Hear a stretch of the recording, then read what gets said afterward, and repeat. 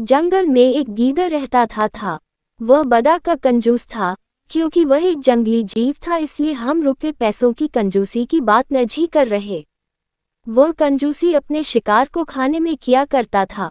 जितने शिकार से दूसरा गीदड़ 2 दिन काम चलाता, वह उतने ही शिकार को 7 दिन तक खींचता। जैसे उसने एक खरगोश का शिकार किया। पहले दिन वह एक ही कान खाता, बाकी बचाकर रखता।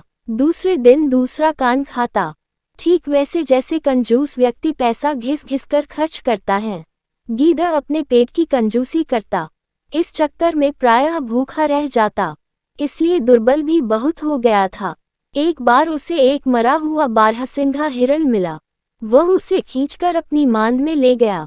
उसने पहले हिरण के सींग खाने का फैसला किया ताकि मांस बचा रहे। कई दिन वह बस सींग चबाता रहा। इस बीच हिरण का मांस सड़ गया और वह केवल गिद्धों के खाने लायक रह गया। इस प्रकार मक्खीचूस गीदड़ प्रायः हंसी का पात्र बनता।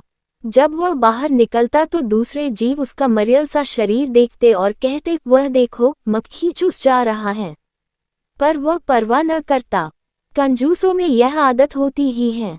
कंजूसों की अपने घर में भी खिल्ली उठती है, पर वह इसे अनसुना कर देते हैं। उसी वन में एक शिकारी शिकार की तलाश में एक दिन आया।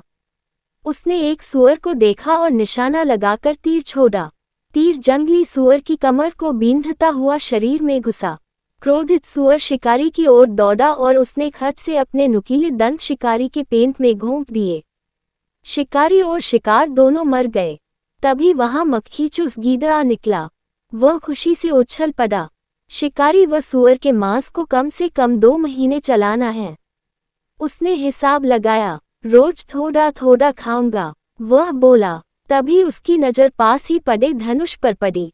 उसने धनुष को सूंघा। धनुष की डोर कोनों पर चमड़ी की पट्टी से लकड़ी से बंधी थी।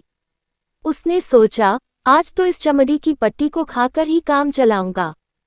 मांस खर्च नहीं करूंगा, पूरा बचा लूंगा। ऐसा सोचकर वह धनुष का कोना मुंह में डाल पट्टी काटने लगा। ज्यों ही पट्टी कटी, डोर छूटी और धनुष की लकड़ी पट से सीधी हो गई। धनुष का कोना चटाक से गीदड़ के तालू में लगा और उसे चीरता हुआ उसकी नाक तोड़कर बाहर निकला। मक्खीचूस गीदड़ वहीं मर गया। सीखा, अधिक कंजूसी का परिणाम अच्छा नहीं होता।